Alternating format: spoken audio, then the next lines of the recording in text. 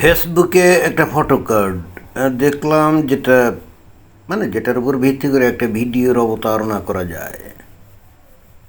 এবং সেই হেতু এই ভিডিওর অবতারণা তো ওই যে ফটো কার্ড যেটা দেখলাম, সেখানে কি লেখা? ওখানে লিখছে যে ভারতে নতুন আইন, ঈদের নামাজ বা জুম্মার নামাজ রাস্তা জুড়ে নামাজ নয়, সাফ জানিয়ে দিলেন আদালত। আচ্ছা আচ্ছা, তো কোন আদালত জানিয়েছে? ভারতের খবর না? ভারতের খবর তো ভারতের কোন আদালত বলছে যে রাস্তা জুড়ে নামাজ পড়া যাবে না, তা সে ঈদের নামাজ হোক অথবা জুম্মার নামাজ হোক? আর যদি ভারতের কোনো আদালত এই ধরনের নির্দেশ দিয়েও থাকে, তাহলে মুসলমানরা কি সেটা মানতে বাধ্য নাকি?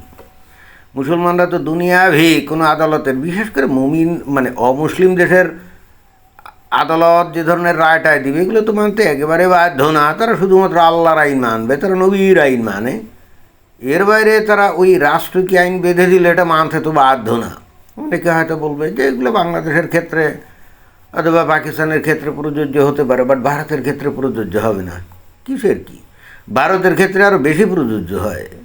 আমি তো অন্তত এই যে পশ্চিমবাংলায় তো তাই দেখি। ওখানে মুসলমানরা যা বলে মমতা বন্দ্যোপাধ্যায় ঠিক সেটাই করে। এবং ওখানে 70% যে হিন্দুরা আছে না, তারা কাজ কলা সব। তাদের কোনো নেই, স্যাত ব্যাত নাই, তাদের কোনো বোধোদয় নাই।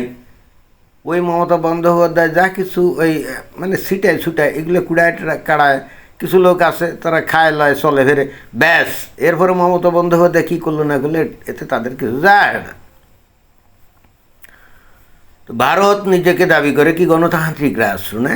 এবং এই গণতন্ত্রটাই হলো ভারতের সবচাইতে ভয়ঙ্কর রকম দুর্বলতা।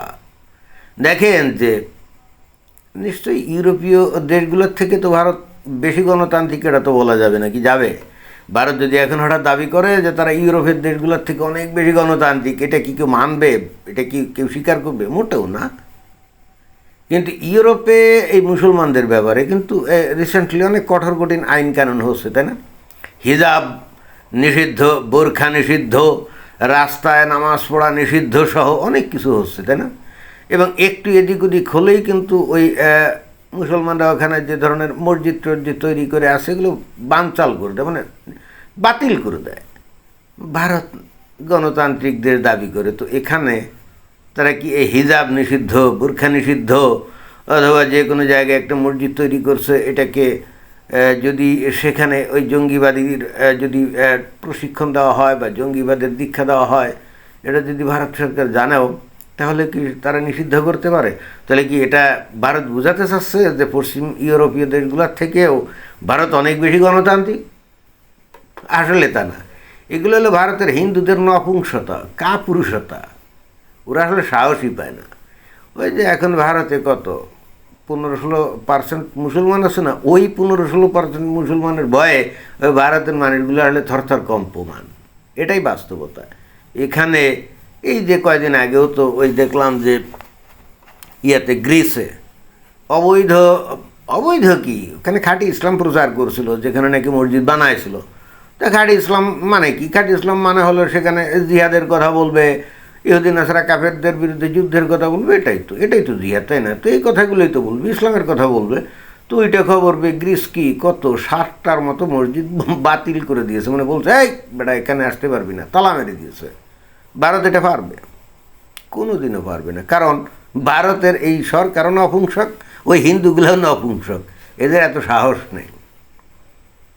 তারপরেও হঠাৎ করে কে বা কারা, এই হাইকোর্ট না কোন কোর্ট কে জানি, সেটা তো আর বলে নাই। কিন্তু কথা হচ্ছে এই ধরনের একটা ফটো কার্ড তৈরি করে এই যে অনলাইনে ছেড়ে দিয়েছে যে ভারতে নতুন আইন, ঈদের নামাজ ও জুম্মার নামাজ রাস্তা জুড়ে নামাজ নয়, সাফ জানিয়ে দিলেন আদালত। আমরা কিন্তু এটা দেখি যে জামাত মানে ওই যে সবাই মিলে একসঙ্গে নামাজ পড়া, রাইট? তো অমুসলিমরা জানে যে মুসলমানরা আসলে কী বিশ্বাস করে, এখানেই সমস্যা। এই সারা দুনিয়া হলো আল্লাহর, ওই যে হিন্দুদের কৃষ্ণের অথবা বিষ্ণুর অথবা ব্রহ্মার না, অথবা শিবের না, বুঝছেন? মুসলমানরা বিশ্বাস করে সারা দুনিয়া হলো তাদের কোরআনের আল্লাহর, এবং সেই সূত্রে এটার মালিক হলো হজরত মুহাম্মদ সাল্লাল্লাহু আলাইহি ওয়াসাল্লামের। এবং সেই সূত্রে তার ওয়ারিস হলো মুমিন মুসলমান তাদের, অর্থাৎ গোটা দুনিয়ার মালিক কিন্তু তারা। এ ভারতের হিন্দুরা কি এটা জানে? ভারতের হিন্দুরা কি এটা জানে যে এই গোটা দুনিয়ার মালিক হলো মুসলমানরা? এবং সেই হেতু ভারতে হিন্দুরা যে জায়গা জমি সম্পত্তি দখল করে আছে এটা তারা অবৈধ দখলদার। আপনারা শুনে হাসতে পারেন, মুসলমানরা কিন্তু এটাই বিশ্বাস করে। আপনারা হাসাহাসি করেন, কোনো সমস্যা নেই, মুসলমানরা কিন্তু দৃঢ়ভাবে এটাই বিশ্বাস করে। এবং এই হিন্দুরা আপনারা যে জায়গা সম্পদ দখল করে আছেন, অথবা গোটা পৃথিবীতে অমুসলিমরা যে সমস্ত জায়গা সম্পত্তি দখল করে আছে না, ইউরোপ, আমেরিকা ইত্যাদি দেশে, মুসলমানরা মনে করে এগুলো এই সমস্ত এই অমুসলিমরা অবৈধ দখলদার।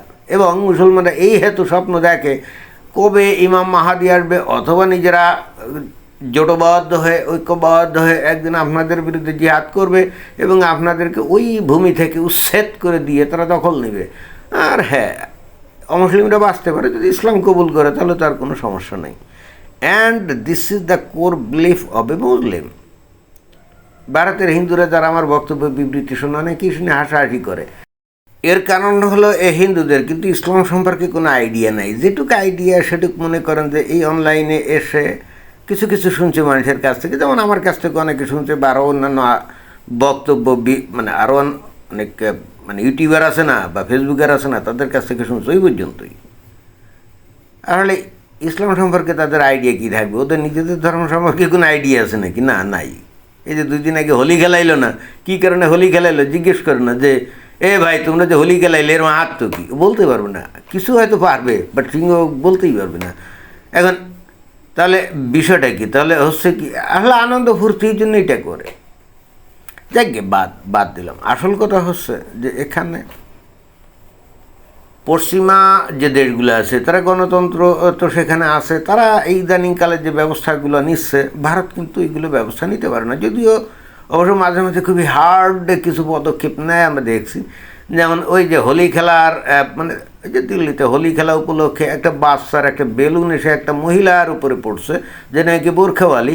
মানে চিন্তা করে দেখছেন যে দেখেন আপনারা মানে হিন্দুরা পরবর্তীতে গিয়ে আপনারা তাদের বাড়িঘর ভাঙচুর করছেন, বা মনে করেন যে মিউনিসিপ্যাল কর্পোরেশন থেকে ওই বুলডোজার গিয়ে ওর বাড়ি ভাঙছে। কিন্তু একবার চিন্তা করেন না যে মুসলমানরা তো ওখানে সংখ্যালঘিষ্ঠ, তাহলে ওখানে পরবর্তীতে দেখেন যে ওই মেয়েটা বাড়িতে যাওয়ার বলার পর 20-25 জন ছেলেপেলে এসে ওই হিন্দু লোকটাকে পিটিয়ে মারার এই দুঃসাহসটা তারা কোথা থেকে পাইল? পরবর্তীতে যাই হোক, পরবর্তীতে ধরেন যে ওইখানে মানে যেটা দেখলাম যে ওইখানে তার বাড়ি নাকি ভাঙচুর করছে বুলডোজার দিয়ে, বা আরও 14-15 জনকে নাকি গ্রেপ্তার করছে। বাট আমার কোশ্চেন হচ্ছে, অ্যাট দ্য ফার্স্ট প্লেস একটা দেশে যারা নাকি সংখ্যালঘিষ্ঠ, সেই সংখ্যালঘিষ্ঠ সম্প্রদায় কিভাবে এত দুঃসাহস পাইল যে অতি সামান্য একটা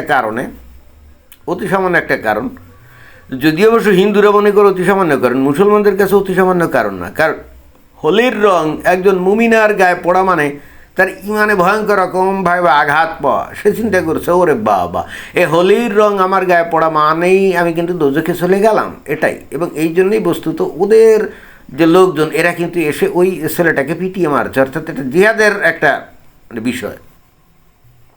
তো এত দুঃসাহস তারা কোথা থেকে পাইল?